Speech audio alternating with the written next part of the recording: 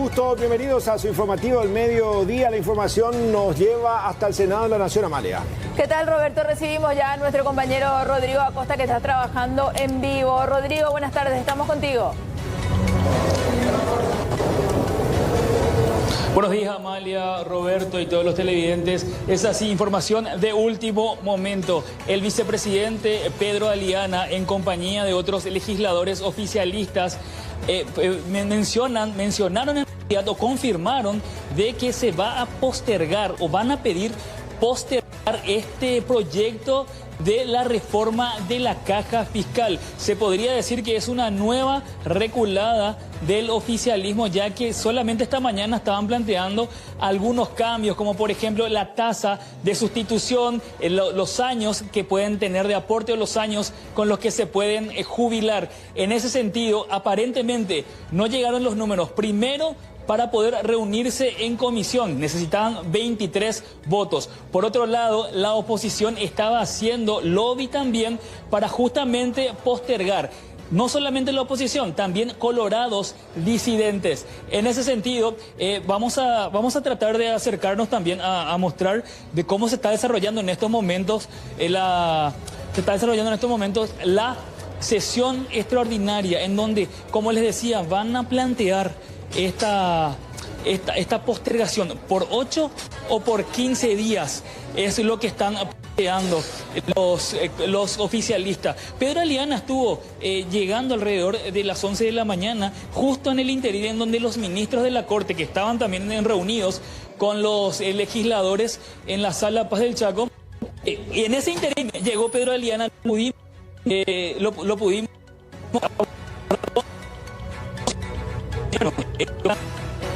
Rodrigo, recordamos el contacto en cualquier otro momento. Blanca Ovelar, senadora de la Nación de la disidencia colorada, habla. El reclamo de los maestros, militares y policías no es una reforma del sistema de jubilaciones y pensiones, ya que existen 15 leyes, por lo tanto debe existir 15 sectores. Si el Ministerio de Economía solo nos habla y nos muestra 6 sectores de los 13 que manejan, ¿qué pasa con los 7 sectores faltantes? Esto no se trata de ahorro ni de déficit solamente. Se trata de la vida de miles de paraguayos y paraguayas. Y esta es una ley que no puede ser votada por una simple mayoría. Yo pido, presidente, la postergación, que se le dé a los gremios la oportunidad de aportar con sus propuestas por el gobierno que ya tomó la decisión y que reconocemos que es necesaria e imprescindible. Busquemos una salida, porque no tiene sentido jubilarse y no cobrar, como tampoco tiene sentido que sea una reforma que se vote porque los votos ya están. Las Fuerzas Armadas tienen condiciones que parecen un castigo, más que una protección social. En el caso de la pensión a herederos, ante el fallecimiento de su pareja, la pensión se otorgará con carácter temporal por un plazo máximo de hasta 3 años. Lo resaltante es estudiar la tasa de sustitución en porcentaje de años de edad de servicio, que llega al 100% para las personas que cumplan 62 años y 40 años de servicio. Pero parece ser una injusticia que solo lleguen al 85%.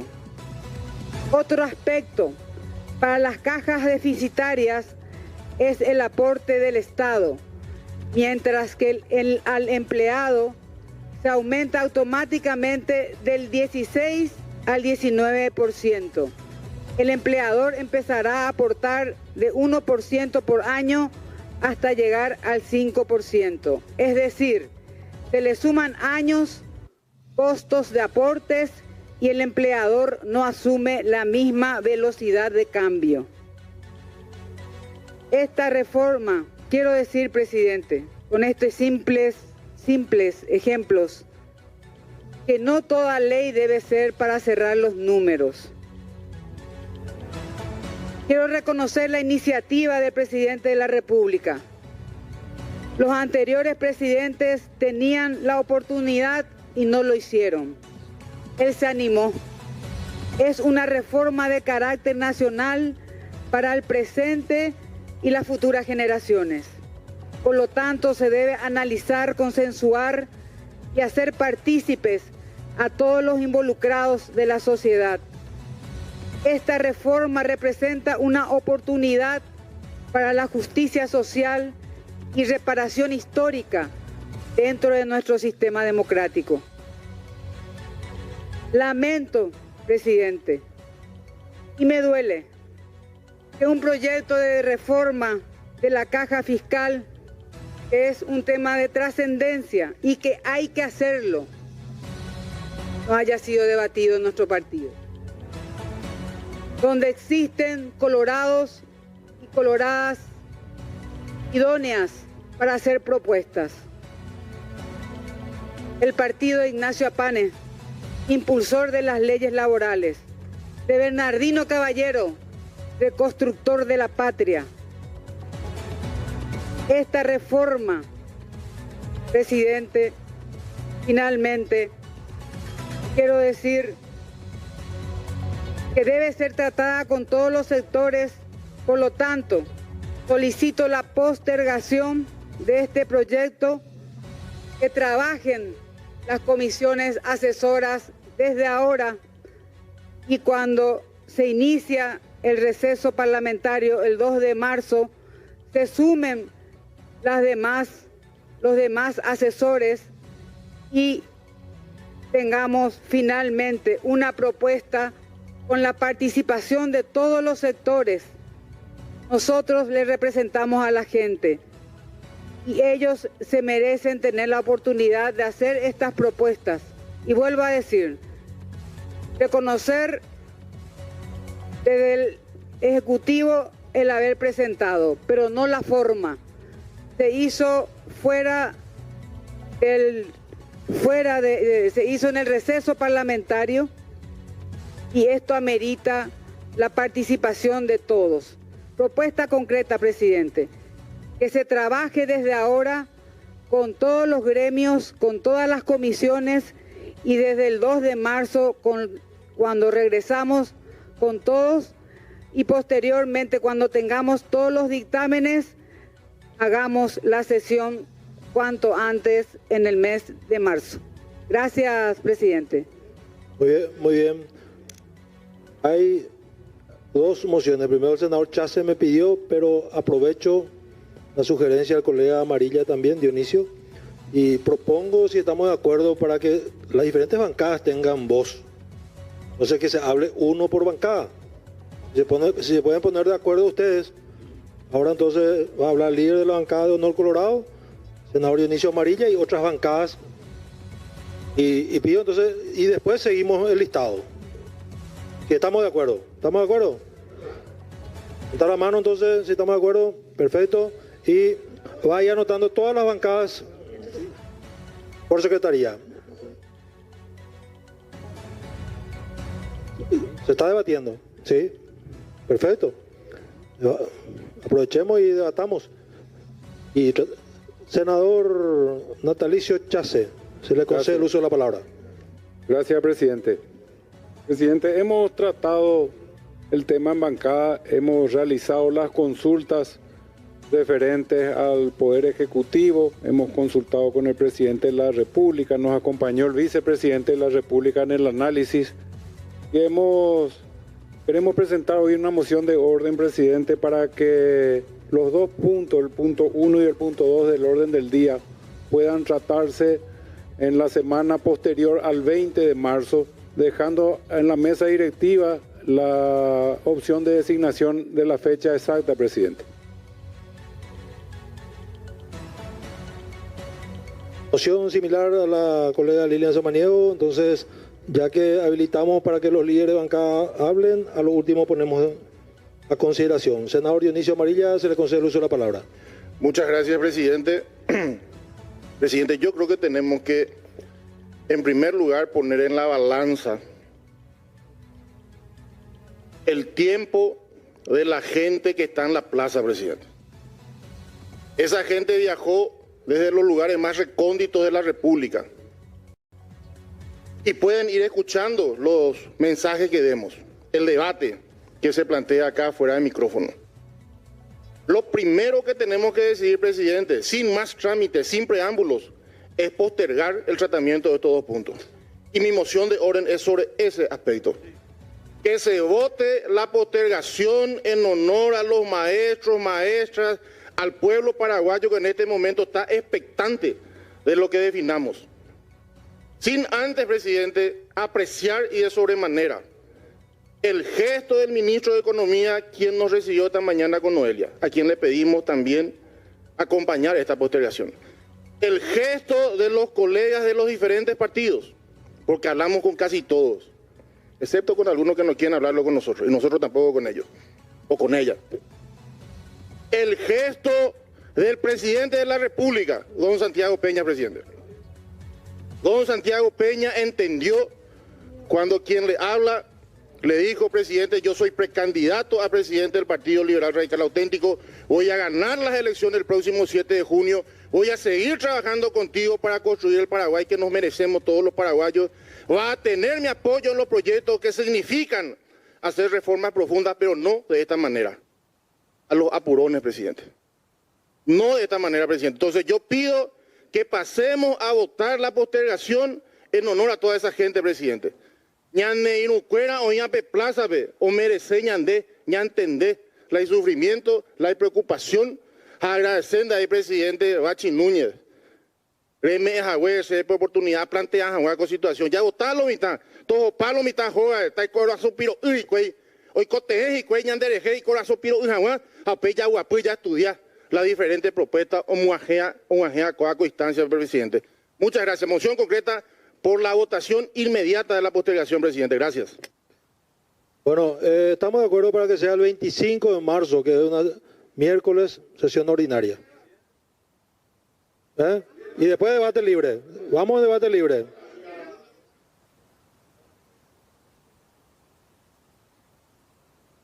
A votación la postergación para hacer el 25 de marzo y continuamos el debate.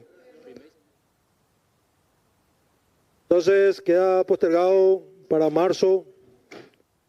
Estamos todos de acuerdo. Sigue el debate. Tengo anotado. ¿Cómo? Debate. Bueno, estamos de acuerdo con un debate libre sobre este punto. Bueno, porque tenemos dos. Y una postergación del otro punto también. De los dos puntos. Están postergados caja fiscal y caja parlamentaria. Nos queda entonces emergencia penitenciaria y tratar los pedidos de informes y declaraciones. Anoté los líderes de las diferentes bancadas. Y debate libre.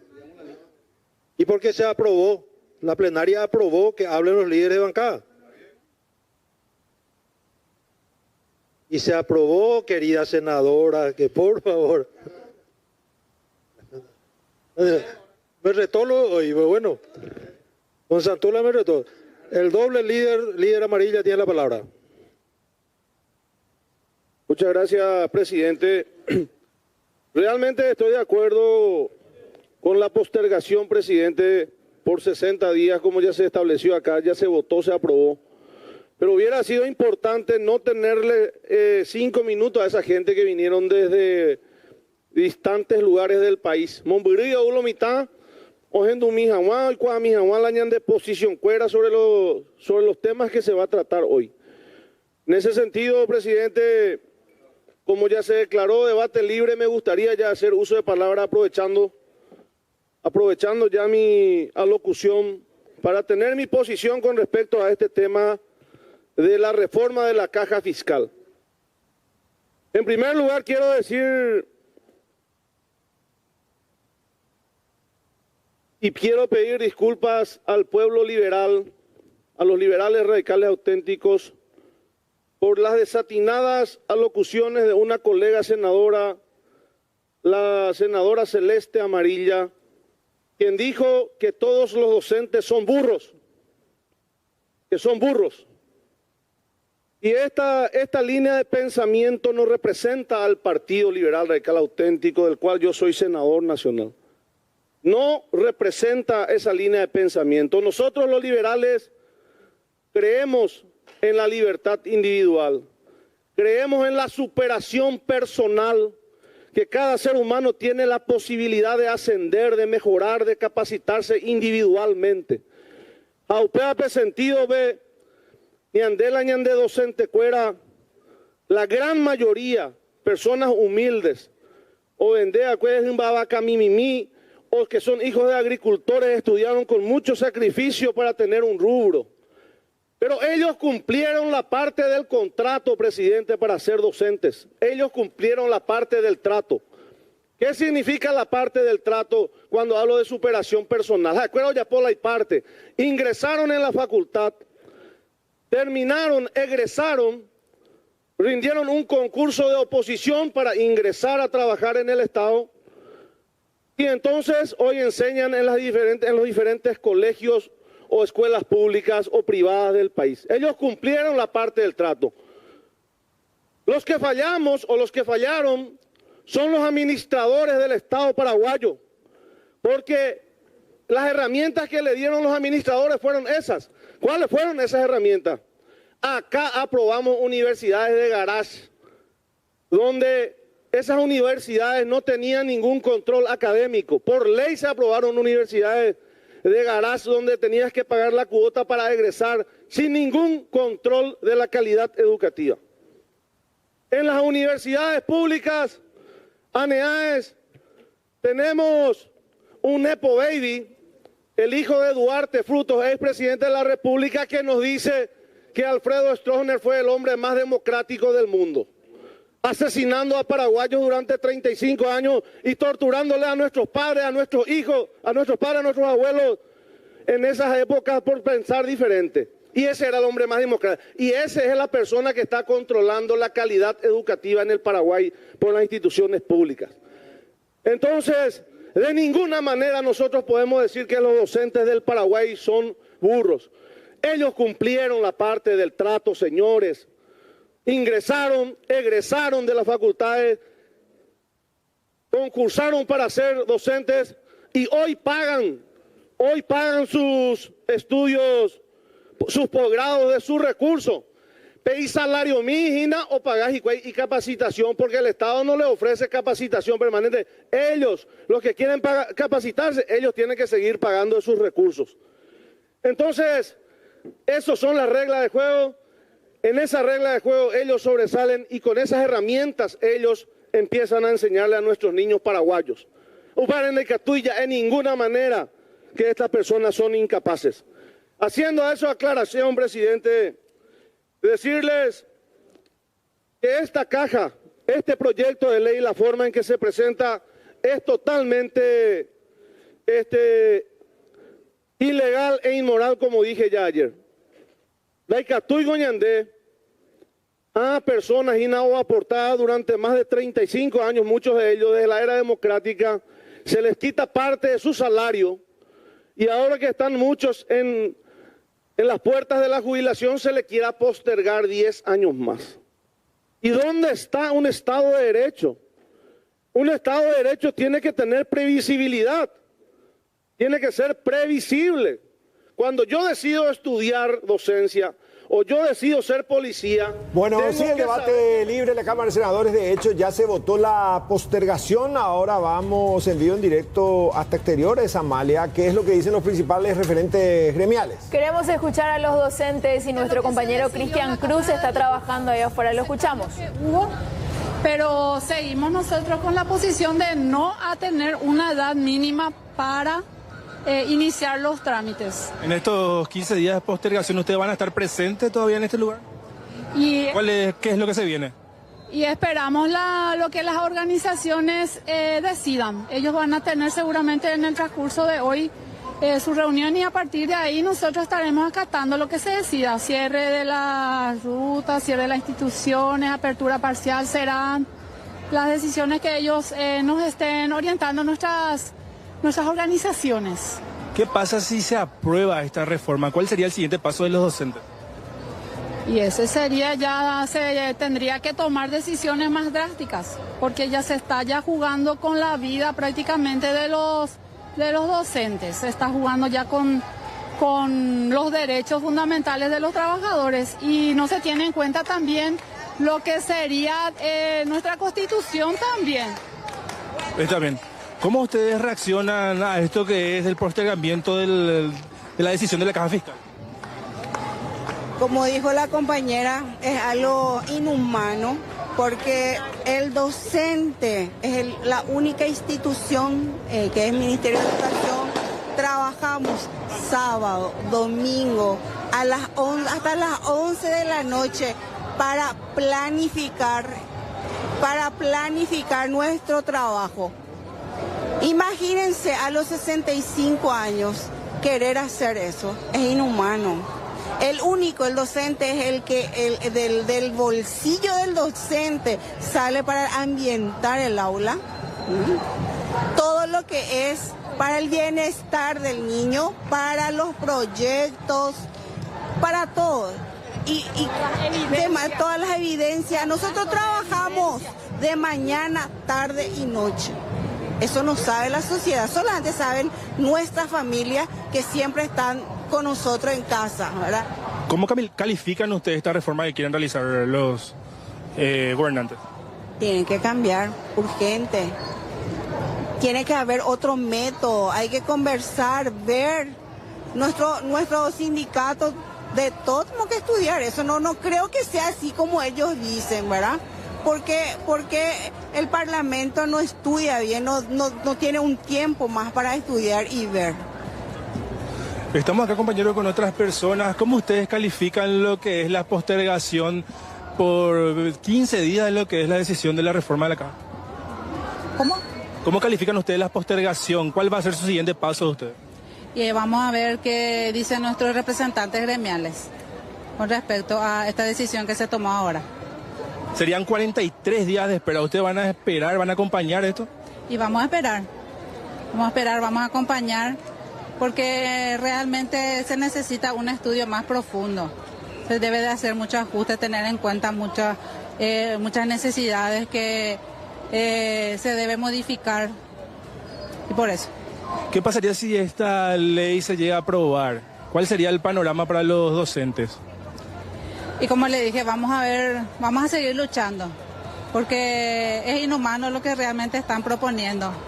Yo vengo a acompañar, yo estoy en proceso jubilatorio, pero vengo a acompañar a los docentes, a los compañeros en esta lucha, porque nuestro trabajo en aula es muy vidrioso. Muchas gracias. Vamos a tratar de acercarnos a más personas acá en este lugar, siempre y cuando tenemos en cuenta lo de la señal para saber las diferentes reacciones que estamos teniendo de acuerdo a lo que es esta reforma. Muy buenos días, estamos en vivo para Canal 9. ¿Cómo ustedes toman esta postergación por 43 días de lo que sería la reforma de la Caja Fiscal? Y por lo menos es un paso y es un avance. Creo que con esto al menos nosotros tenemos una posibilidad de visibilizar justamente el trabajo técnico que vinimos realizando como Universidad Nacional de Asunción y cuyos representantes que estaban desde el día 1, desde el mes de noviembre que veníamos trabajando, a hacer que se han escuchado la propuesta. Nosotros justamente no estamos ajenos a la reforma de la Caja Fiscal. Nosotros somos bien conscientes de que hay un déficit. Pero nosotros ese déficit justamente lo vinimos trabajando y lo abordamos desde la ciencia, que es el eslogan de la Universidad Nacional de Asunción. Y nuestros técnicos justamente trabajaron en esa propuesta. Nosotros presentamos al Parlamento y nosotros nos sentimos asediados porque nos hicieron justamente llamar a una reunión de 4 horas donde nosotros les expusimos y al final los diputados terminaron aprobando lo que se les cantó y al final ni siquiera... Vayamos de nuevo hasta el interior del edificio legislativo donde prosigue el debate libre. Habla la exministra de Educación, actual senadora de la Nación, Blanca Ovelar. Pero también hay cuestiones que hacen al principio. En primer lugar, el principio de la seguridad social como un derecho humano. ¿Qué es lo que significa que sea un derecho humano? Ese es un tema que tenemos que discutir.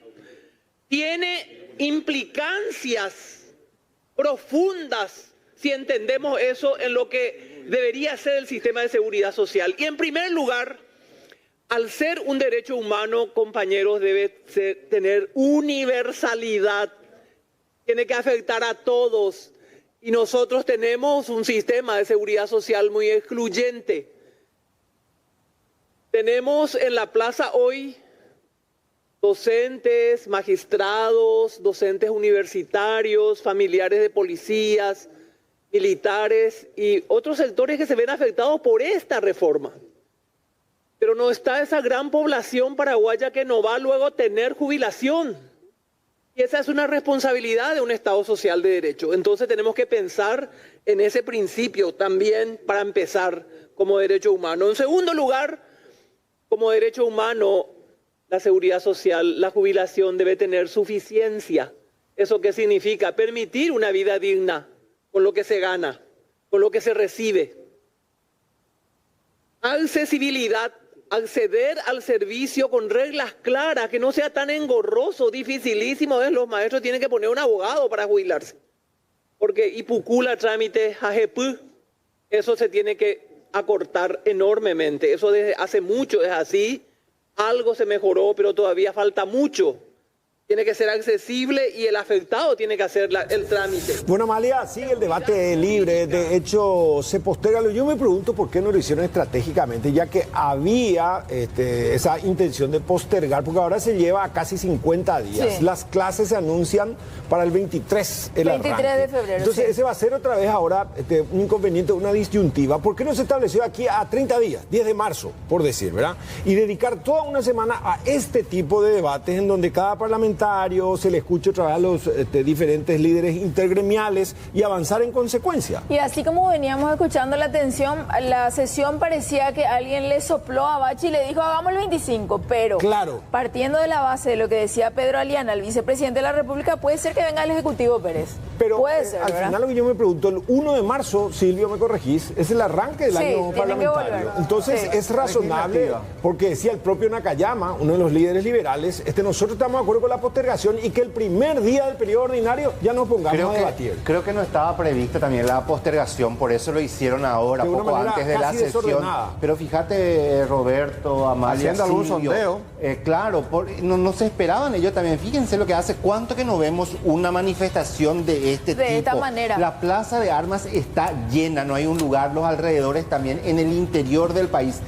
En principio, cuando se aprobó en la Cámara de Diputados, hablaba el propio presidente de la Cámara Baja que esto podría tener un costo político, pero quizás ahora, viendo la situación que se está dando y por el discurso de los diferentes líderes de bancada, es que ellos decidieron también retroceder un poco. No, yo entiendo lo de el retroceso, sí. O sea que de hecho que metieron un cambio el propio presidente en ejercicio, o sea, el vicepresidente que hace el nexo parlamentario en términos constitucionales dice, estamos con la postergación, amerita mayor debate. Lo que no entiendo es por qué llevar a casi 2 meses. Al 25 de marzo. Sí. Al 25 de marzo, son casi 50 días. ¿Por qué ya no lo hacen al arranque del año? Porque convengamos que todos los líderes dicen hace falta la reforma. Sí. Coincidencia plena ahí sobre ese aspecto. Sí. Es más, Silvio después va a compartir, creo que Beto Velar después, porque acá el foco del conflicto principal está en el gremio docente. Los que pueden paralizar prácticamente el arranque de las clases y son en números son no sé cuántos serían, mayoría. Sí. Pero Silvio Velar decía que hay un interés bajar, por decir rápidamente, y aunque no toque de oído, 60 años como máximo y llevar el 90% de la jubilación. Sí. Cambia mucho entre los 55 que se jubilen ahora o los 67 que virtualmente se contempla en la norma que tiene media sanción en diputados. Sí, se autocalificó luego el de mediador entre el ministro de Finanzas. Interlocutor. Sí, con lo que fue explicando y habló también, por supuesto, con los diferentes sectores para articular eso. Ahora, lo que dice Pérez, en el caso que los docentes digan a partir de ahora, igual no vamos a empezar las clases, ¿verdad? Y es un mes otra vez y alguito de... Por eso, porque ahora pues, lo primero que te preguntan las mamás, todos los papás, van a arrancar las clases. Sin embargo, si el debate arrancaba, por decir, el 1 de marzo, todas las diferencias se supone que iban a ser limadas o no, porque después se somete cuando no hay acuerdo a consideración de la mayoría. Y ahí ya tenés, en 2 semanas la reacción, arrancan o no arrancan las clases, todo otra vez sigue en su cotidianidad o finalmente se llega a un consenso. Yo no entiendo si a Bachi le dijeron 25 y él soltó ahí, porque él estaba más confundido aún al arranque. Sí, y ahí habría que ver también cuál es la postura de los gremios docentes, hablamos de la OTEP, de la FED, si es que van a iniciar las clases el 23 de febrero, porque el día del tratamiento de la reforma, el miércoles 25 de marzo, esto va a parar todo. Claro que para todo, sí. Porque también a los docentes de escuelas y de colegios se sumaron también ya los docentes universitarios. Claro. Todas las facultades de la UNA están con paro total de actividades. Hoy inclusive hay estudiantes universitarios que están en fase de regularización de exámenes. Amenazan de que no tomarían exámenes de ingreso, amenazan con paralizar por completo el servicio en el hospital de clínicas. Y los magistrados que también están todos ahí en la plaza, los fiscales, los defensores. O sea, acá lo que creo es que amerita un debate, amerita. Lo que no comprendo es por qué llevan a casi 2 meses, cuando que en un mes se podría definir para bien o para mal, porque acuérdense que en el segundo trimestre de este 2026 ya llega el periodo electoral. Por eso. Todo el mundo va a estar hablando de las precandidaturas para las municipales. Sí.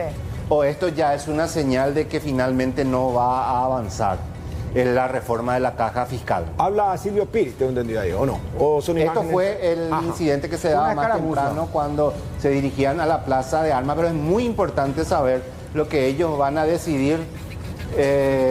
Nata está trabajando en vivo. Queremos saber qué dicen los docentes a partir de esta postergación. ¿Empieza o no empieza la clase el 23 de febrero? Tenemos que tratar de duplicarlo. Eso que estaban en el interior, así como hacemos el partido externo, de Olimpia, la selección, lo visitamos un auto, allá ayudado, llegó la hora, allá orar para el objetivo. Yo le agradezco porque ustedes me respaldaron todo. Le agradezco.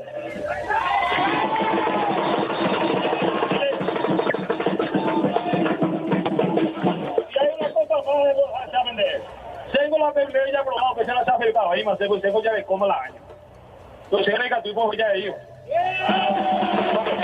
Gracias, muchachos. ¡Que viva Paraguay! ¡Que viva los cacaos! ¡Gracias, compañeros! Bueno, ahí están las palabras ya de Silvio Piri, de la Federación de Educadores del Paraguay, una vez de enterarse también de que se ha postergado justamente el tratamiento de esta modificación. Aseguraron que tienen un mes, volverán nuevamente para la próxima convocatoria y según refiere, bueno, será aún mucho más multitudinaria haciendo esa convocatoria a todos los docentes para que vengan cuando se trate nuevamente aquí en la Plaza de Armas para hacerse sentir ante las autoridades, compañeros. Queremos saber con Piris o con alguno de los principales dirigentes, ¿van a comenzar las clases el 23 de febrero? Eso por lo menos podemos confirmar después de que se postergara el tratamiento en el Senado. Ellos mencionaban que no iban a iniciar la clase hasta que no se dé una solución a eso. Ese era el mensaje claro ya desde muy temprano de lo que mencionaba por lo menos Silvio Piri. Bien, para reiterar, pues, si podemos escuchar eso y reiterar, no arrancarían las clases entonces el próximo 23 de febrero, es lo que nos dice Nata. ¿Podemos tomar la señal, por favor? Está hablando Gabriel Espino, la de la OTEP. Juega Nacional y el día 25 en medio de la huelga vamos a coparla de nuevo. Asunción, compañera y compañeros. Y de ahora al próximo 25 a mí que ya leí un diputado traidor a diputado traidor a la escuela de compañeras y compañeros. Porque un día ya tuve yo y la Yo ya veo los títulos de mañana reculada, ¿no? Porque al final pareciera ser que los docentes consideran como un triunfo esto. Están festejando. Están festejando. Están celebrando. Es más, imagínense el error estratégico con la fecha nomás, digo. Sí. 25 huelgas ahí más. O sea que acá lo de menos ya es el arranque de las clases. Claro. Acá Sí. lo que se tuvo que abreviar es el tiempo, porque esto se iba a generar. El debate está. Sí. O sea, las medidas de fuerza también están y estamos en un sistema democrático. Ahora, nunca terminaré de entender por qué postergaban por tanto tiempo. Porque esto, ¿para qué llevar al 25 si las clases tenían que arrancar el 23? ¿Por qué no arrancan el debate como máximo el 1 de marzo? Sí, y claro. que dediquen 3 semanas también hasta que sangren las bocas, hasta llegar a un acuerdo, un consenso. De lo contrario se vota, y si no, que paralicen también todo el sistema si hace falta. Claro, y aparte que ahora le culpan por supuesto a los diputados que de una manera rapidísima trataron el tema sin analizar bien. Pero... Y ojo, hay que ver también, ¿verdad? Porque así como están diciendo, hasta tanto se trate, ellos no van a empezar probablemente las clases. no. Y esto va a ser algo... Y los niños, los estudiantes, los jóvenes. Por eso hay que ver la postura oficial que adoptan también como gremio, ¿verdad? Porque que van a declarar ustedes una huelga creen nacional ese día, ¿qué van a porque hacer? convengamos que después de la conversación de los líderes docentes ayer con Beto Velar, que hizo interlocutor, Beto dijo, hoy hablé con el presidente y con el ministro Baldovino, y ella tenía la contrapropuesta. Sí. ¿Ustedes creen que ahora van a avanzar en consecuencia si se sienten ganadores? Entonces lo que van a hacer es truncar todo el proceso de diálogo en tanto y en cuanto no se logre anticipar la fecha de definición. 25 de marzo me parece demasiado una tiempo. postergación que va innecesariamente a crispar los ánimos. Y están empoderados, tienen el apoyo de magistrados ya también, por supuesto, en parte, ¿verdad? Sí. Porque se unieron, quien más, quien menos se unió y a ellos, ¿verdad? No en un porcentaje muy alto, pero sí les apoyaron, ¿verdad? Porque Lilian Samaniego al arranque decía, apenas arranquemos el periodo ordinario. Eso Sí. significa el 1 de marzo. Sí. Claro. Nakayama, referente liberal, decía al arranque del año parlamentario. Yo no sé quién le sopló No, a pero Abachi y viste dijo que- 25 de marzo. Sí. Y se tomaron de eso, votaron y la mayoría votó. Pero pueden Retroceder con rectificar eso, eso. sí. Pueden Ojalá rectificar rectifiquen. eventualmente eso. Es que me Al parece final- que Nakayama era el que le estaba más cuestionando y ahí le dijo él, no, el 25 de marzo le volvió a reiterar. No creo que fue a Chase, el líder de la bancada de Honor Sí, yo Colorado. creo que se confundieron, al final, como ustedes dijeron, fueron sorprendidos. No es menos cierto que tomaron el pulso también de la calle, tomaron el pulso de la situación y en función a eso se actuó. Creo que es para una que no te estrategia explote para que en la nosotros cara podamos seguir trabajando, en este periodo pero constitucional necesitamos que esto y le explote en la cara al siguiente gobierno gobierno que Bueno, no sé si les parece, compartimos la placa, la propuesta que presentó hoy Silvio Beto Velar justamente y daba a conocer a los medios de prensa, compañeros, la contrapropuesta o el replanteamiento del oficialismo colorado a los docentes principalmente sobre este nuevo esquema de jubilación que tendría que haberse tratado en la sesión extra de la jornada, pero que como sabemos se aplaza, se posterga para el próximo mes de marzo. Tenemos la gráfica, vamos a ilustrar un poquito.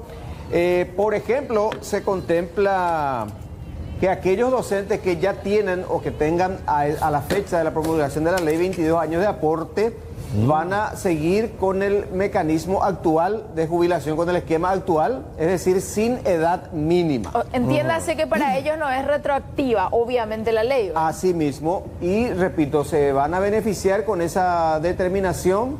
Ahí está, ahí vamos a ir pausando cada uno, por favor. Periodo mínimo de aportes, partimos de 25 años.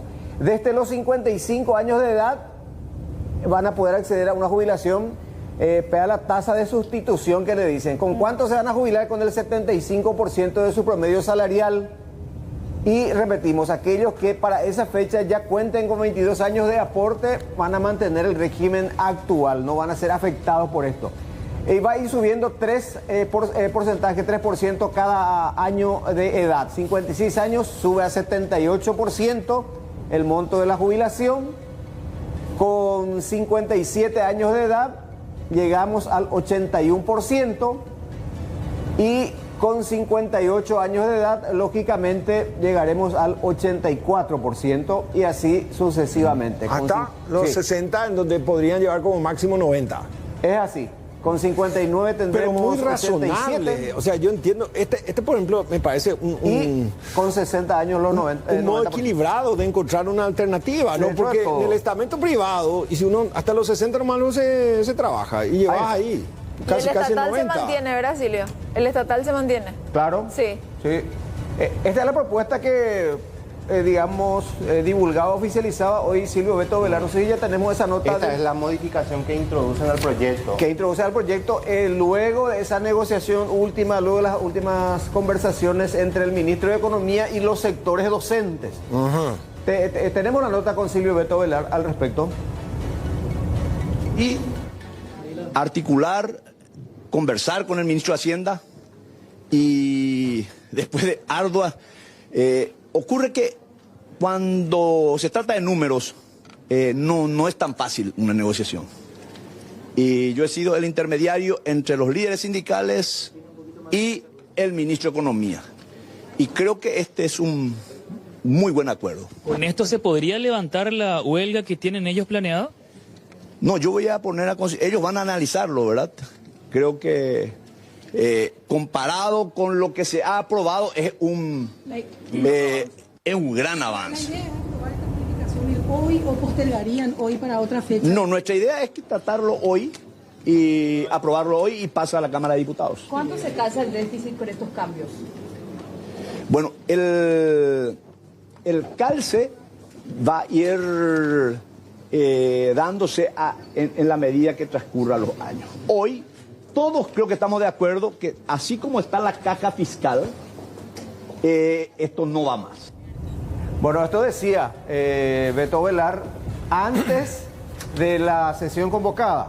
Este era el planteamiento que él iba a presentar a sus pares en la sesión extra. Finalmente no se dio la sesión. Yo nomás digo un error estratégico del oficialismo, porque este mismo debate vos podías generar con los docentes, con todos los sectores afectados en las plazas. Y le convocás a todos y ya manifestás, esto le estamos ofreciendo. Porque hay que esperar. Sí, esto pero ayer estuvieron todos juntos. No, pero si esto nomás luego lo que podías ofrecerle, ¿por qué se posterga? Independientemente de que vos ya sabías que no ibas a tener una mayoría. Ayer creo que se convocó la previa a la sesión, estuvieron todos los líderes, estuvo el ministro de Economía, estuvieron todos, allí ya tenían que haber planteado todo pero esto se plantea porque ayer fueron oídos los referentes gremiales por el Senado. El Senado lleva esta propuesta, los oficialistas le tienen ahí a a Carlos Fernández Baldovino, y él hace la contrapropuesta. Entonces, a los docentes afuera, que es el foco principal, y que Beto haya expuesto ante sus pares. Y total, si ya sabía que iba a perder nomás por la postergación, ¿por qué perdieron esta magnífica posibilidad de debatir? Yo creo, es una percepción mía apenas desde afuera, como se dice, que al momento en que él salió a hablar a los medios, habló también había mayoría. Chávez, Celeste Amarilla, hablaron, ellos, digamos, como que asumían que se iba a desarrollar la sesión. Sí, y después, el vicepresidente fue el primero en hablar de la postergación. Claro. Es más, en el Senado después se plantea la postergación, pero el vicepresidente Aliana ya había anunciado a los medios de que se postergaba, ya era una decisión tomada. Como el sector que estaba luego por la postergación, lo que se esperaba era que decía el oficialismo, se anticipa el oficialismo también con la postergación, entonces ya dieron como postergado. Pero yo digo, ¿por qué no le dijeron al vicepresidente? Vicepresidente, ya sabemos, no tenemos la mayoría, ya postergar tanto hoy, pero ya debatina. Y sí. Podía ser una buena salida. Entonces vos ya te vas leccionando, ya vas dorando la píldora para llegar al objetivo. Ahora, 2 meses.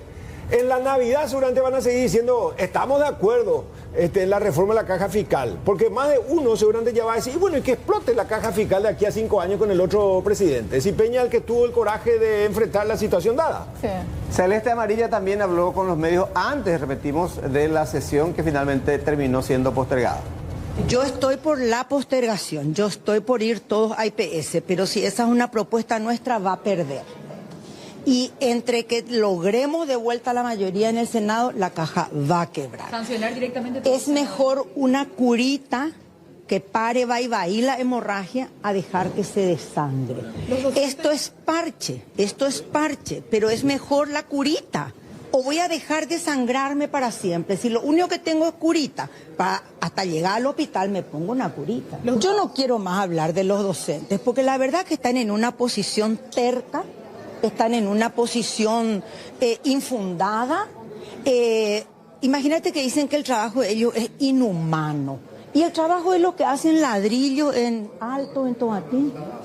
Pero si hablamos de números duros, senadora, 85% es la tasa de sustitución. Bueno, ¿y por qué antes ya no se preocuparon por eso? Pero acá estamos hablando de 6 millones de paraguayos contra 150.000 funcionarios. Yo tengo que votar por 6 millones de paraguayos. Yo no puedo votar por un sector minoritario. Yo tengo que votar por el desarrollo. Dionisio Borda decía, si no hay transformación de la caja, no hay desarrollo. Yo no puedo discutirle a Dionisio Borda, a César Barreto y a Banana Ferreira. Bueno, ¿quiénes ganan y quiénes pierden con esta postergación, con este aplazamiento? Y los estudiantes, en parte, los padres. Sí. En principio, no, ¿verdad? yo creo que lo que menos acá, el arranque de las clases, Les para importa arrancar nada. por arrancar nomás. Acá lo que hay que ir al fondo de la cuestión. Y este mes de marzo, lo que sobraba de febrero, pero daba para el debate, anticipar, convocarle a todos como hoy estuvieron, tenían la magnífica posibilidad. ¿Por qué llevar tanto tiempo?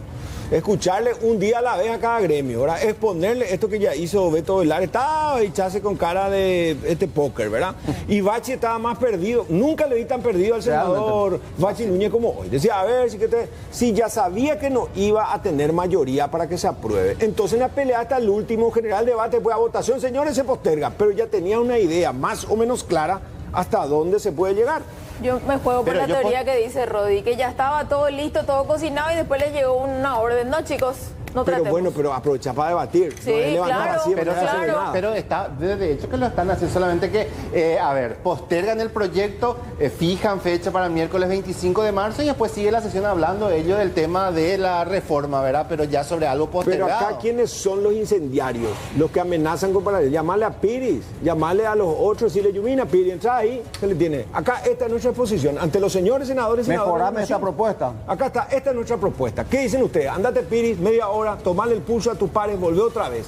¿Por qué dejar que ellos ahora se van a ir a asamblea permanente? Sí. Hay algunos que van a decir, no, pero esto... Todos coinciden en señalar que hay que reformar, ¿verdad? ¿Cómo es? ¿Y cuál es el momento? Eso es lo que tenían que definir ya hoy. Y sí, y al final esto se va a postergar, va a ser bastante extenso. No sé, la percepción mía al menos esto que va a ir diluyéndose este tema de la reforma de la caja fiscal.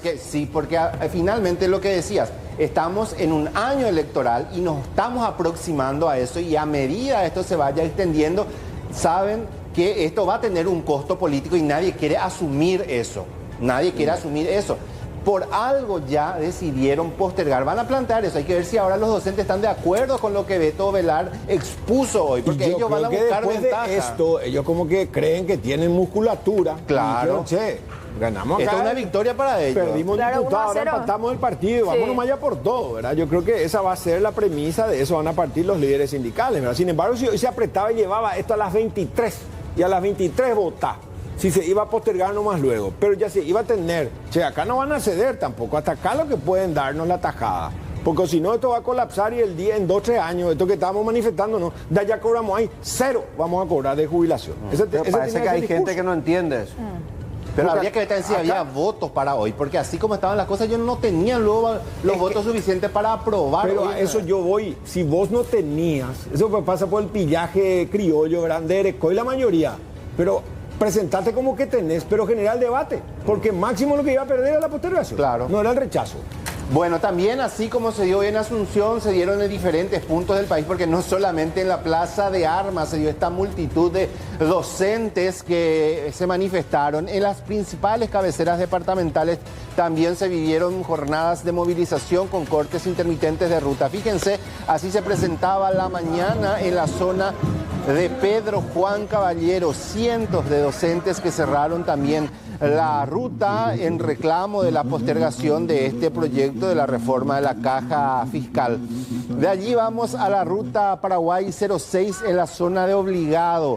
Sentata de docentes, así se presentó la mañana también con cortes intermitentes, cierres intermitentes de ruta. Ellos estaban en vigilia permanente porque del departamento de Itapúa la mayor cantidad de docentes llegó hasta Asunción, el resto quedó allí para hacer movilizaciones, cortes intermitentes de ruta y acompañar esta jornada de protesta De allí pasamos a la zona de Coronel Bogado, siempre en el departamento de Itapúa, donde también una gran cantidad de docentes se movilizó para exigir de cierta manera la suspensión o la postergación de este proyecto de la reforma de la caja fiscal.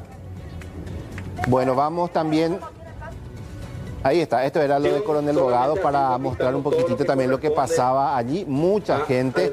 Y de Coronel Bogado vamos hasta el departamento de Canindeyú, específicamente la zona de Curuguatí, donde también los docentes salieron hoy a manifestar. Tenemos ahí representantes de la OTE, de la Federación de Educadores del Paraguay, que hicieron lo mismo, cierre intermitente de rutas. Bueno, vamos a la Plaza de Armas nuevamente, está hablando Silvio Piris, escuchemos lo que dice. Y esto es una derrota del cartismo. Ellos quisieron atropellar y el pueblo está aquí presente gracias a que la gente, los colegas míos, los universitarios, la gente de la Policía Nacional vinieron a respaldarnos. Hoy se pudo postergar eso, porque si no teníamos respaldo, hoy ya se aprobaba y el docente iba a quedar en la indigencia, en la miseria, con 70% de retorno a su salario trabajando 62 años. Entonces estoy muy contento, vamos a estar viendo, vamos a tratar de llevar adelante las reuniones con el Ministerio de Economía, que ya no sea una excusa de que nos llamen a una audiencia pública y que todo el mundo esté hablando y no lleguemos a ningún tipo de análisis ni de consenso en los articulados. Esa es la idea que nos queda ahora en 45 días. Y el 25 de marzo vamos a estar al doble de lo que estamos acá, seguramente cuando se estudie en la Cámara del Senador. Muchas gracias, señor. Gracias a vos. Bueno, es la postura de Silvio Piris, claramente dicen que consideran como una victoria, una derrota del oficialismo y que ahora por fin van a ser oídos y que van a aprovechar los 45 días que sobran para participar de estas audiencias públicas. Vamos también a otro punto en zona de San José de los Arroyos, varios lugares que se dieron manifestaciones también, ahí escaramuza con los docentes que estaban participando de las movilizaciones. Vamos a compartir también porque ya estamos hablando de una semana de movilizaciones por parte de docentes y otras organizaciones.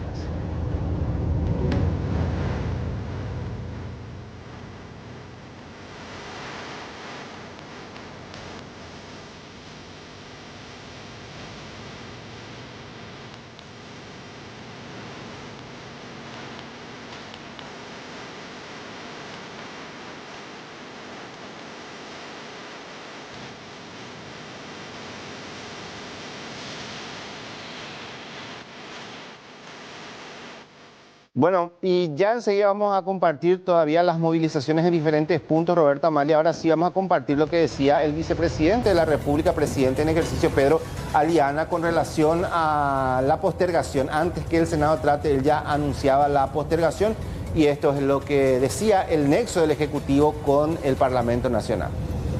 Especialmente a los docentes, al sector magistrados judiciales, Policía Nacional también, Policía Nacional, son varias modificaciones, pero que no va a afectar realmente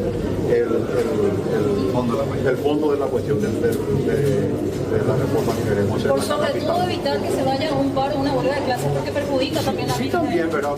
La gente, algunos quieren instalar también que todo día son 19, pero también nosotros tenemos que hacer unas cosas que corregir. Por eso que pedimos, bueno, Rito, vamos a darle una semana de licencia, pues creo que la ciudadanía también entiende eso, la mayoría de los paraguayos entienden que hace 20 años venimos hablando de la reforma que se debía haber hecho, ¿verdad? Entonces, lo que quiere decir que no estamos nosotros abiertos al diálogo y queremos atropellar, eso es mentira. Estamos siempre abiertos al diálogo, lo que queremos es sacar realmente una reforma que sea de beneficio para todos los paraguayos. La manifestación que hay acá afuera también. Yo celebro y felicito que ya sea la vez pasada, como hoy también se está llevando adelante con mucho respeto, más allá de unos pequeños incidentes, hay que felicitarle de vuelta también a la fuerza de seguridad, pues especialmente a esta gente que vino a manifestarse, ¿verdad? Y lo que podamos hacer, lo que esté en nuestro alcance, pero por sobre todas las cosas hay que realmente este proyecto de ley sea realmente de beneficio. Bueno, nosotros vamos a trabajar. ¿El Ministerio de Economía va a trabajar en un texto otra vez? Se está trabajando ahora con la comisión y con los pedidos que se hicieron de vuelta ayer, ¿verdad? Y con los pedidos también que hicieron los diputados. ¿Se va a alcanzar esos números finalmente, vicepresidente, no? Y no en un 100%, ¿verdad? Pero yo te cuento que hay reclamos de algunos sectores que se llegó hasta un 80%, le puedo decir, especialmente en el sector de los docentes. Pero la transformación es urgente. La transformación es urgente, ustedes saben, el déficit es gigantesco, es necesario. Y te vuelvo a reiterar, hace 20 años se viene hablando y nadie tuvo el coraje. Por eso yo realmente valoro y celebro también de que los parlamentarios, ya sean diputados,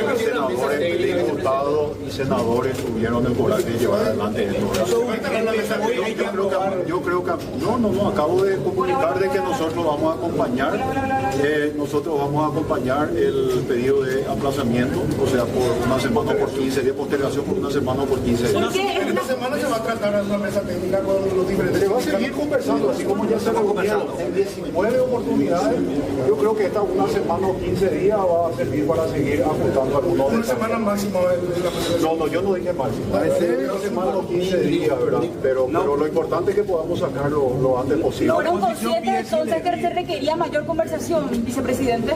No, sí, puede ser que eso también, ¿verdad? Pero acá lo importante es el trabajo que viene realizando el Ministerio de Economía y el pedido también de los parlamentarios, ¿verdad? Los senadores que escucharon a algunos sectores, o sea, todos los sectores y algunos... Bueno, ahí está lo que decía el vicepresidente de la República, Roberto, decía que también hay con algunos sectores donde van muy avanzados. Sí, yo tengo que decir, con conocimiento de causa, que con los magistrados ayer avanzaron muchísimo. Es más, los magistrados pidieron volver incluso al proyecto original del Ejecutivo, 2 o 3 artículos que fueron proscriptos en diputados. O sea, yo creo que se refiere. Con los policías habría que ver, con los militares. Acá como el sector más sensible es el sector docente. Docente, con quien tienen que hablar. Sí. Y lo que decía, reiteró él, 8 a 15 días, y lo que mencionaba, parecía que Bachi estaba un poco perdido en esta cuestión, que extendió un poco, pero eso no implica también que en 15 días puedan convocar nuevamente. Claro, pero pudo evitar que se sientan triunfalistas precisamente los líderes gremiales que estaban bajo lupa en el ojo de la tormenta. Y avanzamos, vamos a recibir a nuestra compañera Kiara Aguilar, que está trabajando desde la Dirección de Talento Humano de la Policía Nacional. Queremos saber, por supuesto, también la postura de ellos en base a esta postergación. Kiara, estamos contigo, buenas tardes. ¿Cómo te va, Amalia? Muy buenas tardes, un saludo también para los compañeros y la teleaudiencia. En compañía del comisario principal, Edgar Ledesma, el jefe de la asesoría jurídica acá de Talento Humano de la Policía Nacional. Bueno, comisario, te decía hace un rato, se lanzó o se dio a conocer lo de la postergación del tratamiento de esta caja fiscal y como que los uniformados empezaron a mermar, empezaron a irse. ¿Cómo te va? Buenos días a usted y a su amable audiencia. Asimismo, efectivamente, automáticamente al publicarse que se pospuso justamente el estudio de la reforma de la caja fiscal, automáticamente los que estaban como para solicitar su retiro se fueron retirando, ¿verdad? Ahora, la opinión por parte de ustedes, de las fuerzas policiales al respecto, comisario. Y la opinión nuestra es que es algo voluntario. Es algo que no podemos negar y a todos los que vienen acercándose, por supuesto, le estamos dando trámite. Es algo que no podemos negar. Le estamos dando trámite administrativo como corresponde conforme el derecho que le asiste a cada uno de ellos. Con respecto a la postergación de la ley. Y con respecto a la postergación, vamos a ver de repente qué efecto tiene. Actualmente ahora parece que, vamos a decirle, fueron mermando la cantidad que venían justamente a solicitar su retiro y vamos a ver cómo avanza en los próximos días al respecto. Te voy a poner el sistema de retorno, comisario. Voy a ponerle el altavoz para que los compañeros también le puedan escuchar. Rolando, te escucha el comisario Ledesma. Comisario Ledesma, en los últimos días incluso le escuchamos hablar al subcomandante de la Policía Nacional también con relación a estos pedidos de retiro. Se hablaba de que más de 100 pedidos se dieron. ¿En cuánto tiempo? ¿Estos fueron solamente en los últimos días? Buenos días, ¿qué tal? Y a tu amable audiencia. Y la verdad que de repente la cantidad, un poquito más de 100 tuvimos solamente en estos meses de enero y febrero. Es algo inusual porque normalmente, es de ser normal en el año, solemos tener esporádicamente unos 2, ¿verdad? En meses.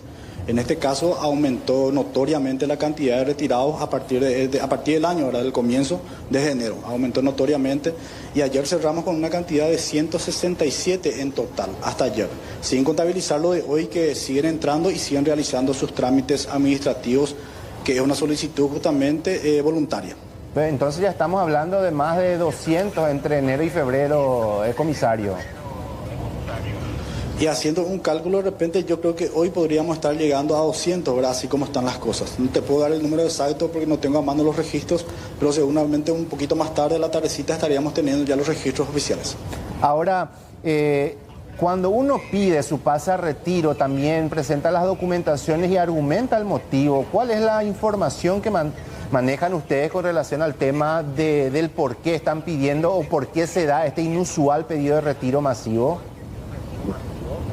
Y la verdad que no existe una manifestación específica del motivo, es solamente el derecho que le asiste conforme al personal policial a partir de los 10 años de servicio, quien ya cuenta con ese derecho de retiro, ¿verdad? Entonces, basado en ese derecho, solamente la mera manifestación de voluntad ya es suficiente para poder realizar los trámites administrativos correspondientes a ese efecto.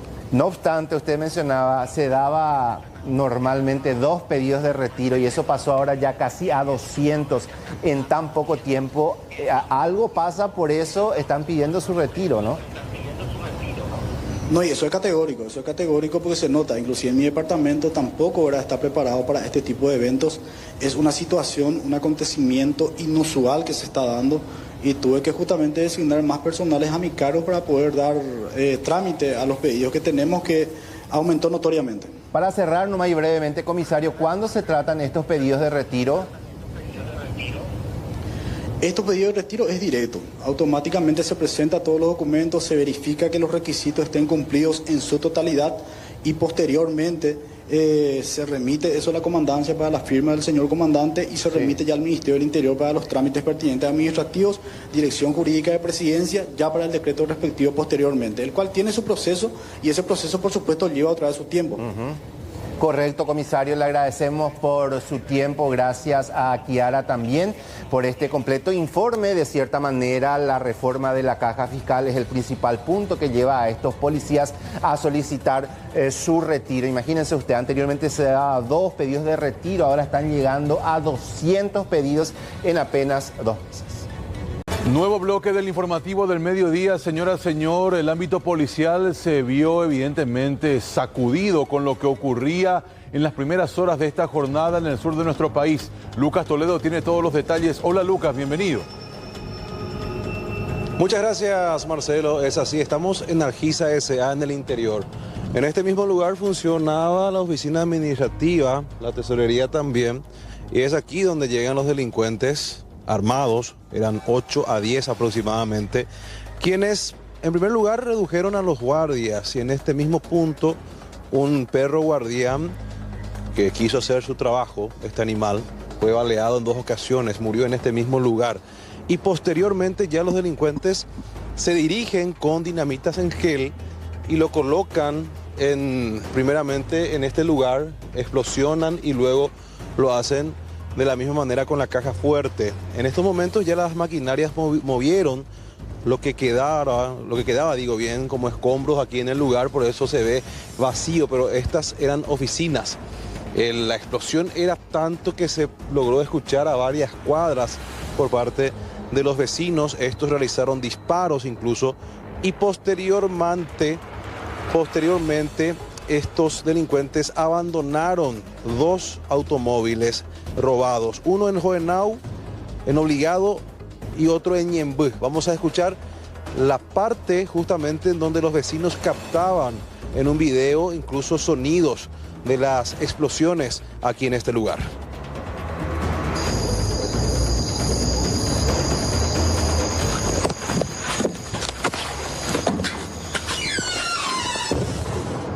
Escucha.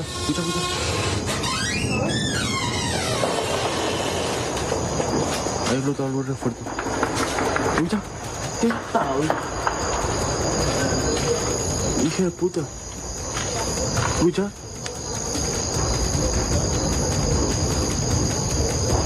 Escucha esa más. Qué loco ya.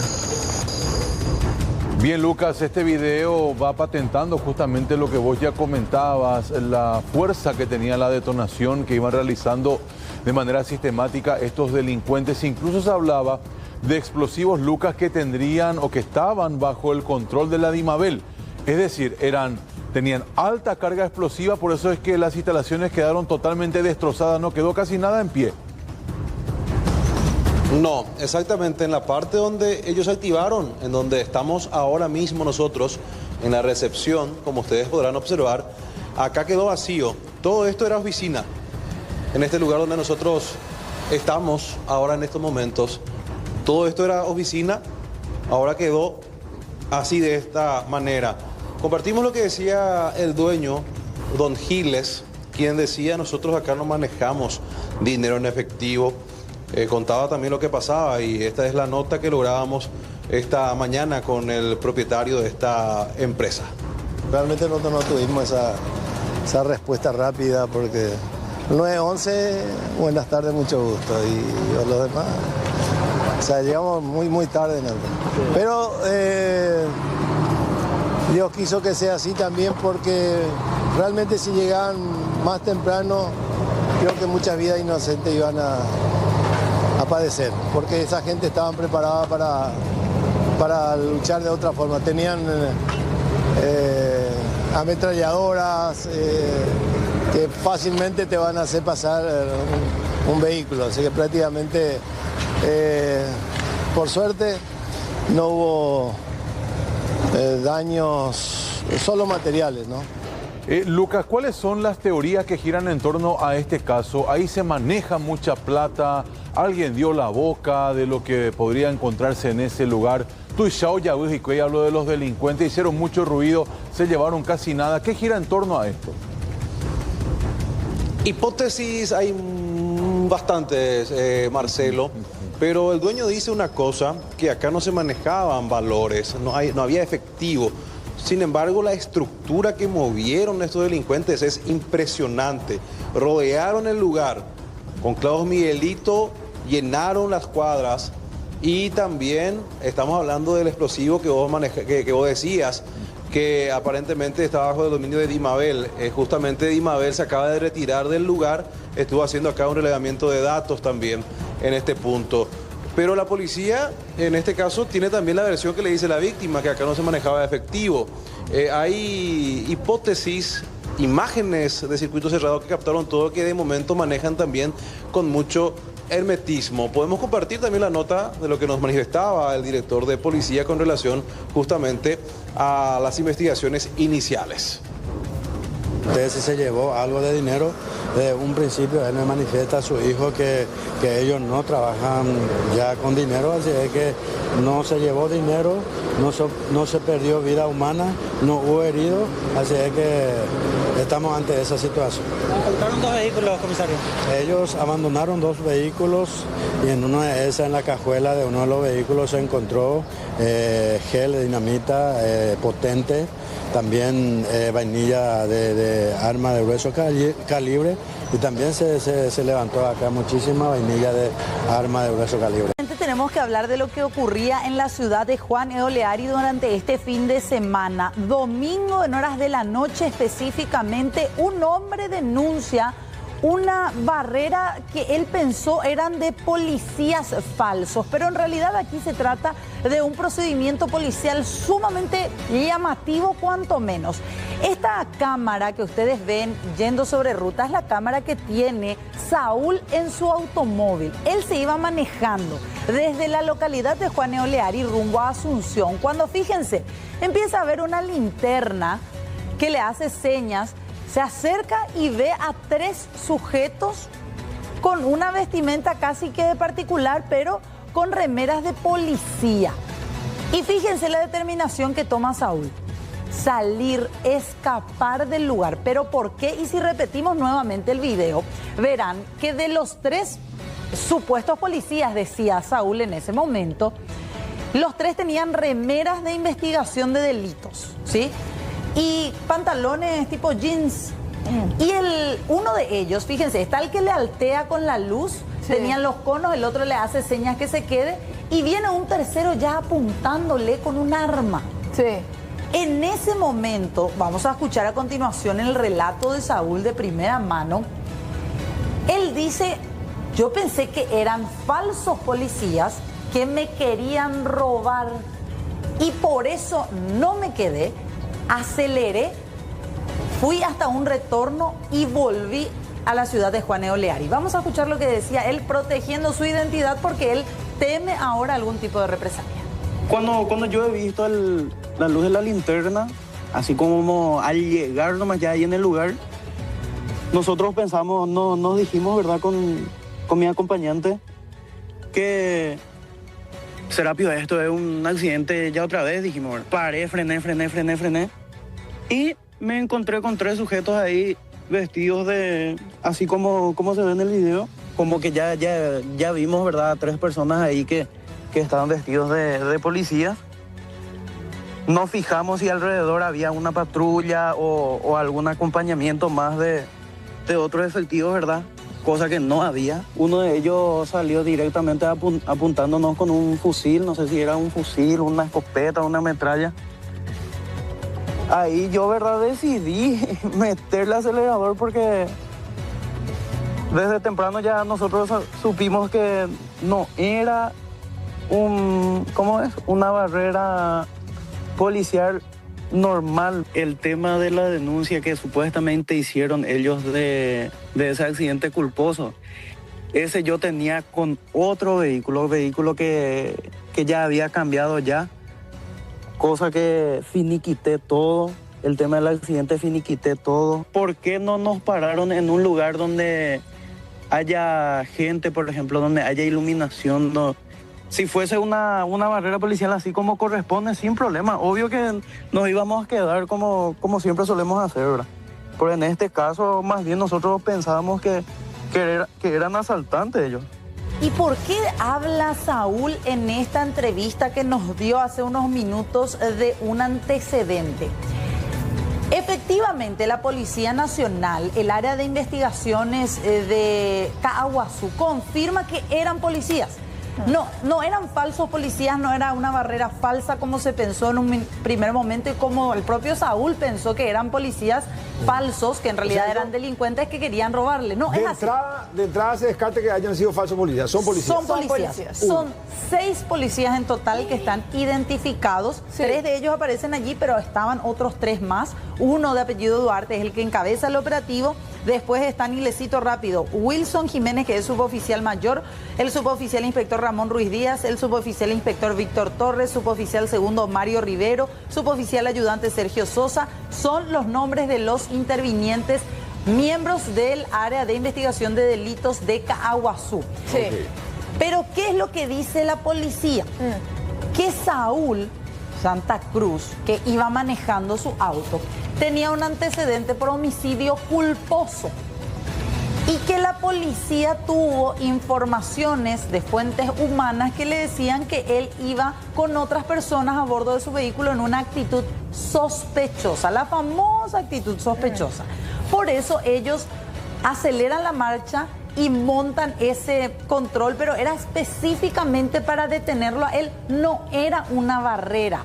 Eso es lo que aclaran de la policía. No era una barrera porque para hacer una barrera tenés que controlarle a todos los que pasan por esa ruta. En primer lugar, conceptualice actitud sospechosa. Que siempre es la discusión. Y 2, Fernanda, ¿qué se necesita para una barrera policial?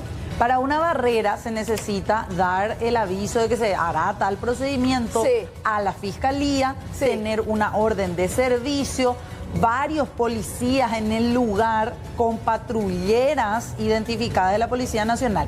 Desde la policía, desde el área de investigación de delitos, dicen efectivamente estos 3 efectivos y los otros 3 que estaban también allí estaban con una camioneta, pero era de color negro, es la que se ve allá, pero que era debidamente identificado. Pero la policía dice que no es barrera. Pero la policía dice, esto no era luego una barrera, señores, porque para la barrera vos le tenés que controlar a todos los vehículos que pasan. Esto era una información específica sobre Saúl Santa Cruz, porque él era una persona con antecedentes penales y teníamos la sospecha de que podía estar llevando a otras personas quizás con orden de captura y queríamos controlar. ¿Pero él tenía orden de captura o no? No, él solamente tiene el caso de homicidio culposo de un accidente de tránsito en donde murió Porque hay un antecedente así. En donde murió una persona. Pero Saúl decía en la nota, yo ya finiquité ese caso, ya llegué a un acuerdo con la familia. Vamos a escuchar en este sentido también lo que nos decían los efectivos policiales, específicamente los jefes de la zona de Caaguazú respecto a este control, que dicen ellos no hubo ninguna irregularidad. Personal interviniente no llegó a interceptar el vehículo, no pudo identificarle a las personas que se encontraban dentro del mismo. Sí pudieron anotar la chapa del vehículo, se le tiene perfectamente identificada a la persona, una persona con antecedente por homicidio culposo, es de la zona de Alto Paraná. Los personales policiales son personales que estaban de turno, que estaban de guardia, que justamente tenían la misión de hacer patrulla por la zona, los que estaban de guardia, todos identificados plenamente. No se trataba de una barrera que generalmente se suele hacer, que es necesario realizar con un cierto tipo de protocolo. Esto más bien fue una información espontánea que recibió el personal que se encontraba en la zona, y por la premura ya del tiempo, en cuestiones de 2 minutos, 3 minutos, iba a llegar el vehículo que se estaba dirigiendo hacia su sector. Es por ello que ellos se encostan en la ruta, bajan el cono y tratan de interceptar el vehículo. La información, según me comentó el personal, ¿verdad?, que estaba a cargo, el oficial primero Duarte, es de que se estaban desplazando a bordo de dicho vehículo 3 personas que supuestamente podrían tener problema judicial, por lo que el personal lo que quería hacer es interceptar el vehículo para corroborar dicha información, para ver si realmente había personas con alguna orden de captura o estaban transportando armas o otras. La partidaria Fiorella Forestieri inscribió su candidatura como para concejal de la ciudad de Asunción por el PL Real, Partido Liberal Radical Auténtico. De hecho, que este lunes último formó parte del proceso de inscripción de precandidatura.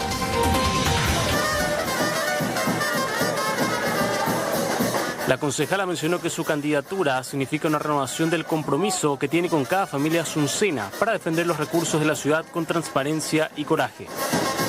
Realmente el día de hoy inscribimos la lista para las candidaturas, todas las candidaturas a concejalía para Asunción, pero también hoy es un día muy importante en el Partido Liberal, que acompaña la candidatura de Soledad Núñez para la Intendencia. Hoy además se inscribe el directorio para el directorio a nivel nacional.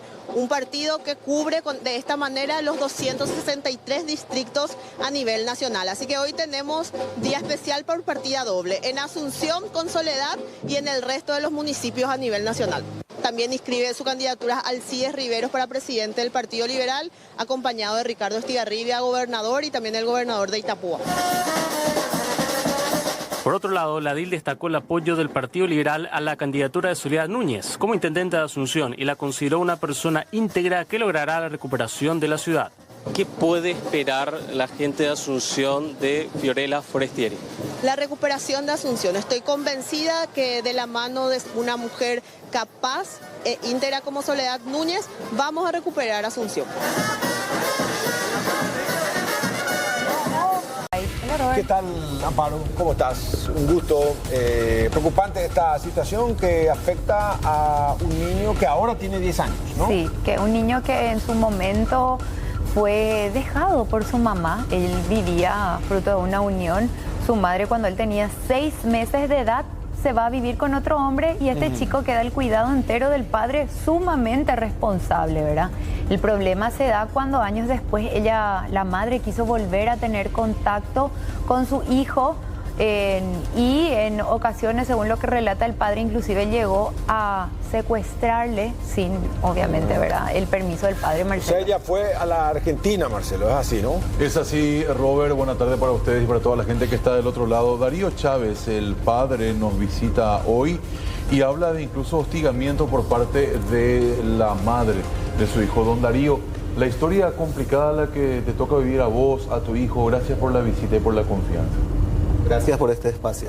Lamentablemente es así. A veces las tormentas de los adultos mojan a los hijos, ¿verdad? Esa es una realidad y tratamos todo lo posible de proteger que eso no pase, pero en mi caso principalmente con mi menor hijo es una historia de larga data. Él desde los 6 meses está conmigo. La madre... Usted fue padre soltero prácticamente. Sí, de los 6 meses, de común acuerdo, nos presentamos ante el juzgado. Ella me cede la convivencia porque ella argumenta que quiere rehacer su vida y quiere irse a la Argentina con su pareja. Entonces se le da participación al juzgado de la niñez, a la Defensoría del Menor, hacen un estudio socioambiental y, por supuesto, ahí después de esas evaluaciones me ceden la convivencia de mi menor hijo. ¿Y creció con usted hasta qué edad?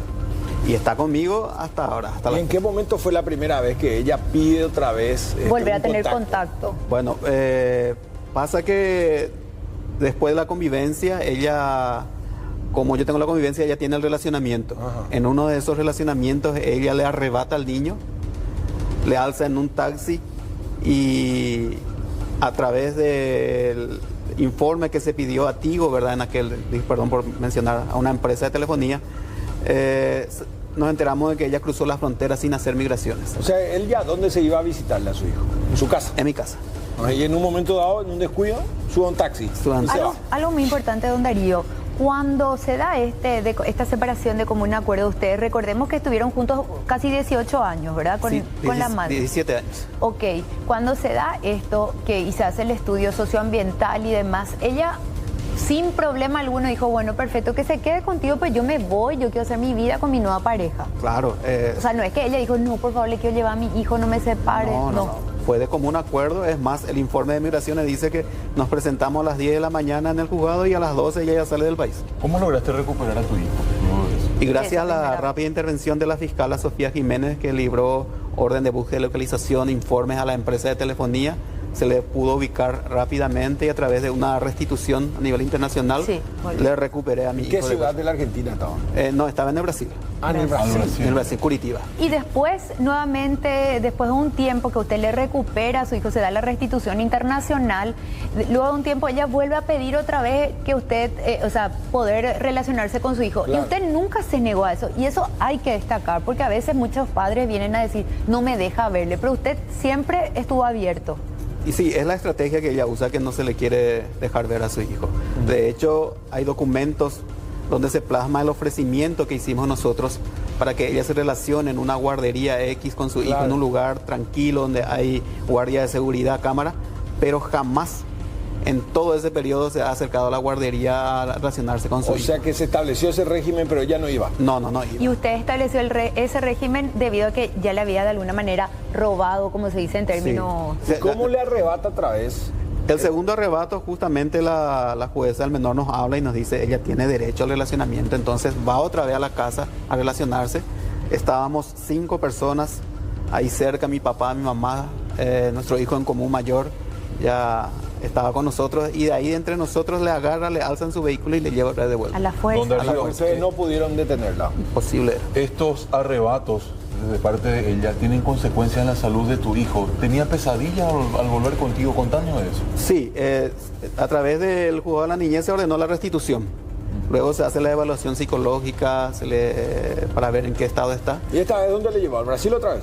No, esta vez le recuperamos acá en Capiatá nomás, en un departamento. Ajá, que pero después con su familia, con toda la familia de la madre. Claro, le llevamos nosotros junto a la licenciada Silvana Daponte, le hizo la evaluación y evidentemente ya hay secuelas. ¿Y cuántos años ya tenía para cuando entonces? 2 años, 8 meses ya tenía. ¿Con el segundo arrebato? Con el segundo arrebato, y aparte de eso el niño ya estaba consciente de su entorno. Claro. Ahora bien, don Darío. Y eso le dificultó en primer lugar el habla. La licenciada Silvana Daponte hizo un seguimiento, un tratamiento para mi menor hijo. Luego, con mucho esfuerzo de parte de mi menor hijo, él empezó a hablar. Empezamos a hacer las terapias con otras profesionales, la parte de fonoaudiología. Y gracias a esos profesionales mi hijo fue superando muchas cosas. Pero en ese tiempo igual se relacionaba con la madre. No, la madre ya no estaba, pero ya no venía. Ustedes siempre de alguna manera abrieron la posibilidad, pero ella era la que no se presentaba a cumplir con ese relacionamiento. Totalmente, de hecho incluso tuvo que intervenir la fiscalía porque me denunció por desacato a un relacionamiento, ¿verdad? ¿Y ella le pasa la manutención que le corresponde a su hijo, la prestación? En el 2018 salió una sentencia de parte del juzgado de la niñez. Y desde la sentencia hasta la fecha nunca ha aportado ni un solo guaraní para la asistencia alimentaria. ¿A qué se dedica ella? Ella es comerciante. Y Lo triste de todo esto es que cuando hablamos de la prestación, es un derecho del niño que es impostergable, es ineludible. Y es un rol que tienen que asumir los padres, ambos padres. En el caso de ella, increíblemente en estos 8 años, jamás ha progresado una denuncia en lo penal en contra de ella por el incumplimiento. Don Darío, fuera de la ley, de los papeles y documentos, ¿te sentaste algún momento a hablar con ella frente a frente y decirle, fulana, así está la condición de nuestro hijo, ¿por qué actúas así? ¿Tomás conciencia o no hubo esa oportunidad? Sí, tuvimos la oportunidad de conversar, pero ella no creía la condición de mi menor hijo. ¿No cree? No cree. De hecho, es algo que cuesta aceptar a un padre cuando se le diagnostica con cierta condición. Él tiene el trastorno del espectro autista y Asperger en grado 1, me había dicho. En grado 1. Y bueno, entonces, ¿qué hizo el juzgado? Pidió informes para corroborar, porque nosotros le hicimos el ADIR y el A2 con la psicóloga. Y el juzgado de la niñez entonces ordenó al Hospital Acostañú hacer las evaluaciones para corroborar esto. Pero casi imperceptible, ¿no? Es perceptible. Es perceptible. ¿Qué, por ejemplo, qué imposibilidades tiene? Y generalmente para relacionarse en la parte social. Vos le ves en la escuela, los otros chicos jugando, él no se puede integrar. ¿Él le rechaza a la madre cuando dice que no le gusta el juego de narices? Él le rechaza a la madre por la conducta de la madre más que nada. Porque tenemos que tener mamá con él? Tenemos que tener en cuenta de que la madre se fue en la institución donde estaba mi hijo e intentó llevarle a la fuerza. Entonces intervino el portero, la directora, me llamaron, me fui urgentemente, le alcé a mi hijo en el auto y ella se puso enfrente nuestro para evitar que nosotros salgamos de la institución. O sea, todo eso ocasionó un trauma. Le traumó. ¿Usted Ahora, a qué se dedica, señor? Yo soy comerciante, me dedico al envasado de especies y hierbas medicinales. O sea que tiene suficiente tiempo, de hecho se demostró eso en el expediente, para dedicarle a su menor hijo, ¿no? Claro, en general, sí, mi trabajo lo hago prácticamente de madrugada y eso me permite a mí atender a mi hijo de día. Don Darío, con relación ahora al régimen de convivencia, es cierto que el juzgado ha decretado después, a pesar de todo esto que usted ya nos ha contado, que pueda estar indistintamente tanto con usted como la madre, y eso es lo que a usted le da miedo, porque en ocasiones el niño ya fue arrebatado. Sí, hay una resolución de parte del juzgado de la niñez y la Cámara de una convivencia compartida. Lastimosamente, pese a las sugerencias de estos profesionales del ámbito de la salud mental, como neurólogos, psiquiatras y psicólogos, sugieren estabilidad y sugieren evitar eventos de estrés para el niño. Don Darío, ¿cómo eso se consigue si hoy a la 1:15 de la siesta tu hijo está en tu casa y la mamá está frente a la casa donde ustedes viven? ¿Es así?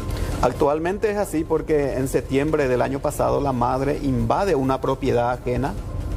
Esta propiedad pertenece a una empresa y se coloca frente a nuestra casa. De hecho, esta empresa ya hizo las diligencias en la parte penal para solicitar un desalojo, pero mientras ella y su familia están frente a nuestra casa. ¿Con qué argumento? Hostigando. Y ellos sostienen de que ella tiene derecho a estar en esa casa sin tener la documentación, sin tener los papeles, el título, nada absolutamente. Don Darío, si usted, bueno, no es si usted tuviera, ahora mismo tiene la cámara del Sistema Nacional de Televisión, ¿qué es lo que quiere pedir al juzgado de la niñez y adolescencia sobre todo? Porque usted tiene miedo por la integridad de su hijo. Bueno, lo que yo le pido al juzgado es que realmente respete lo que establece nuestra Constitución, que es velar por el interés superior del niño. La Constitución Nacional le da las herramientas necesarias al juzgado a cuidar y proteger el desarrollo armónico de un niño. No importa si hay una sentencia, una resolución a nivel internacional, el rango del interés superior del niño es de nivel constitucional y tiene que prevalecer. Entonces, si una resolución está perjudicando a un niño, se tiene que modificar o anular. ¿Tienes miedo por tu hijo? Por supuesto que sí. Don Darío, una cuestión. A ver, la madre evidentemente tendrá todo el derecho del mundo también, como dicen las leyes, pero ¿en algún momento dado te pusiste en su lugar y pensaste como mamá cómo ha de absorber eso? ¿Se habrá arrepentido o no? ¿Cómo la ves a ella como una persona peligrosa para tu hijo? Ella es peligrosa y el entorno es peligroso porque todas las oportunidades para el relacionamiento se crearon. Sí. Se creó para que ella pueda ir a la guardería, para que se pueda relacionar con su hijo, porque esto tiene que ser un proceso. Sí. Él es un sujeto de derecho, no es un objeto de derecho, de manera que se tiene que respetar su condición. Y si no se hace ese proceso, lo que va a ocasionar es un quiebre de mi menor hijo. Que de hecho ya se dio. Cuando usted habla del entorno peligroso de la madre, ¿a qué se refiere? Y cuando hablo del entorno peligroso, comenzando por el padre que está dentro de la casa. ¿El padre? O sea, el esposo. El padre de la señora Maura. Ah, el abuelo del niño. El abuelo. Mi ex suegro, el abuelo, a la fecha, por ejemplo, tiene 3 órdenes de captura por abuso sexual en niños. Es posible, Jesús mío. ¿Y eso no se presentó? Con intervención penal de la fiscalía. Todo eso está en el expediente. Pero acá hay una mano oscura. ¿Por qué? ¿Tiene plata? ¿Qué pasa? Acá hay pedidos, favores a nivel político. Imagínense que hasta el procurador tiene que llamar e intervenir para pedir ciertas cosas a los juzgados. ¿Quién procurador? ¿Marco González? Marco, no me acuerdo. Procurador General de la República, el actual. Él es un funcionario de alto rango del Estado paraguayo. ¿Qué relacionamiento tiene con su ex, señora? Él no tiene un relacionamiento directo, pero a través de poderes políticos. Ahora, usted en lo penal, ante el incumplimiento de la prestación, ¿impulsó una acción o no? He impulsado 4 acciones. ¿Y? Ninguna de ellas se llegó ni a la imputación, pese a presentar la condición de mi hijo de discapacidad. O sea, ella debería estar preso por eso, ¿no? Presa. Mínimamente. Don Darío, con todos estos elementos, tantos años de lucha y la realidad que vivís hoy, ¿cómo catalogás a la justicia paraguaya? La justicia paraguaya está en decadencia. Porque a pesar de tener las herramientas, si no puede proteger a su pueblo, si no puede proteger a su niño, a los menores, entonces, ¿de qué justicia estamos hablando? ¿Y qué dice su hijo mayor, que es hermano del niño? El hijo mayor, por supuesto, hasta cierto punto él estuvo respaldando, pero él ya está casado y trata de no meterse tanto. Claro, ¿y él sí tiene relacionamiento con su madre o después de esto como que se creó una grieta? Él ahora comenzó un proceso de relacionamiento con la madre, pero en noviembre del año pasado, la señora Maura fue condenada por un tribunal de sentencia a 2 años de pena privativa con suspensión condicional por violentar a su propio hijo, el mayor. O sea que ahora a los 20 y tantos años empieza recién a relacionarse, o sea, busca un equilibrio. O sea que... Pues ya le pegó antes, Robert. Súper mal venía. Sí, le pegó a él, a su esposa, entonces el juzgado la encontró culpable y la condenó. O sea, se suspendió esa condena con la condición de que ella tenía que seguir una terapia psiquiátrica. Qué difícil que es, ¿verdad? Porque estamos hablando de un niño que está sumamente expuesto por el lado de la madre a un ambiente violento, porque sí, ya hay un antecedente, y sobre todo también a un ambiente peligroso en cuanto a su integridad sexual, vamos a decir. ¿Alguna vez ella fue sometida a una pericia psicológica? ¿La señora Maura? Sí. Sí, está en el expediente, fue evaluada por un psiquiatra forense. ¿Y cuál es el resultado? Y que tiene trastorno depresivo, tiene fibromialgia y solicitó junta médica para ella, que jamás tampoco se llevó a cabo. Don Darío, decías, ambiente sano para tu hijo es lo que se determina a nivel profesional. ¿Él es consciente de lo que está viviendo todos los días? ¿Cómo llevas vos esa situación con él y con tu familia? Él está con miedo para ir a la escuela, con miedo para salir enfrente de la casa, con miedo para salir a jugar ahí. Cuando sale frente a la casa le ve a su mamá. A ella sale ya a ella. Dios mío. Ya. Y se va junto a ella. Se intenta irse junto a él y él entra dentro de la casa. ¿Y vos cómo llevas esto? Cuando vas a la hora de la cama a dormir, a evaluar un día, ¿dónde encontrar la fortaleza para continuar hace tantos años con estos pleitos? Bueno, detrás de Darío está una esposa muy buena. Está toda mi familia. Darío solo no puede. De verdad, toda la familia nos agarramos y tratamos de seguir adelante porque, señores, 10 años que estamos pidiendo que se revise y que se articule algo que pueda llevar a que se vincule con la madre, pero de acuerdo a la condición del niño, y el juzgado hace oídos sordos. Si tu hijo te está mirando en esa cámara, ¿qué le diría a él ahora, a esta hora de la siesta, después de todo lo que estamos conversando? Hijo, te amo muchísimo. Y en todo lo que pueda y en todo lo que podamos, la familia entera vamos a tratar de darte protección y seguridad dentro de la casa. Te amo con toda mi alma, amigo. Gracias por visitarnos, es muy tocante la historia. Muchas gracias, Darío. Y acá vamos a estar siempre acompañando. La justicia, como dice aquel adagio romano, de a cada uno lo suyo, que se está postergando por décadas, ¿no? Así mismo. Gracias a ustedes. Muchas gracias. Vamos a una pausa y ya volvemos.